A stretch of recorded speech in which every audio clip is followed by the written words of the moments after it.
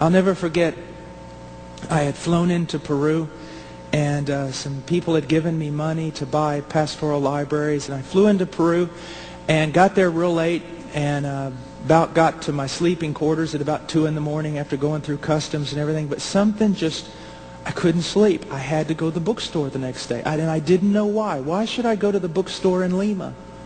But I just knew, I just couldn't even, I've got to go to the bookstore tomorrow. Well, you've got several days, we can do that later. No, I've got to go now. And remember, I took a taxi there and got there too early, and the doors weren't even open. It's the one good bookstore there in Peru. And I walk in, and I walk near the store, and I see this little man. And I could tell he was from the jungles of San Martin, because I had worked there before. And I see him sitting there on the curb, kind of looking around. And I sat down beside him.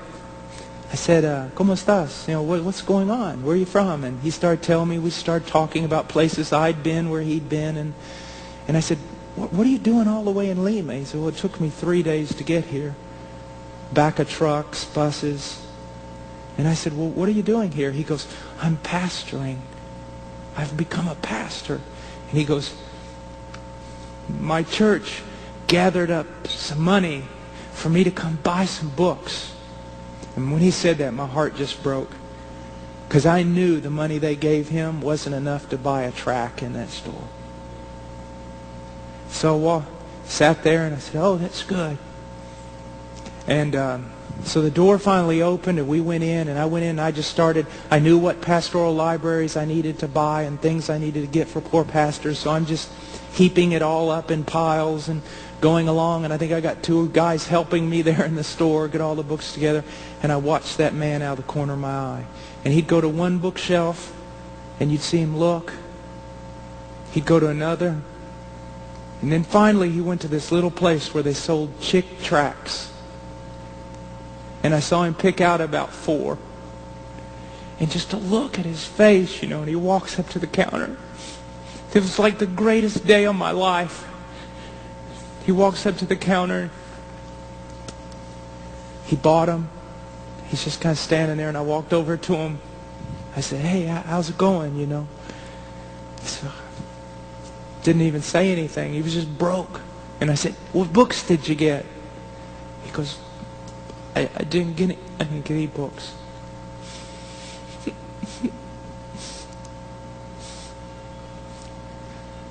And I said,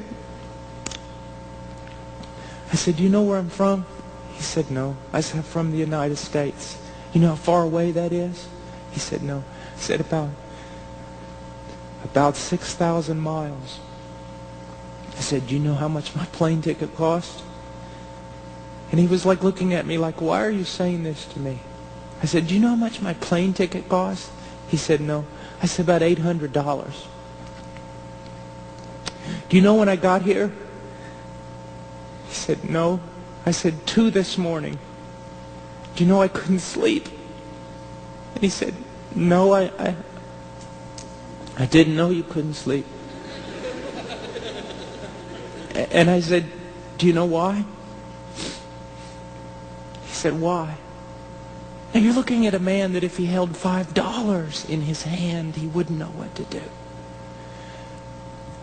I said, a few months ago, God raised up a group of people in the United States. And they gave me money. And then I bought a plane ticket for $800. And I flew in a plane here, and I landed here last night, all the way from the United States. And I couldn't sleep all night. And so I got in a taxi this morning and I made my way down here. Do you know why? He said, no. Because to buy you every book you're ever going to need. I said, do you realize the love of God? I love that. Because if God loves him that much, he loves me that much, he loves you that much. Just think about that. God moved people from an entirely different nation. God spent all kinds of money, bought a plane ticket for one reason. A little Indian in the middle of the jungle And if you say coincidence, you're a blasphemer and a fool. God did that for him. Isn't that wonderful? We got such a good God. We got a wonderful God. Just got a wonderful God. And that's what missions is about. We're always thinking about, it seems like we go to the mission field and we jump completely over the church to do our own thing with the lost. You ever realize that? I see missionaries and mission groups doing this all the time. Jump right over the church to go do something with the lost. My thing is the bride of Christ.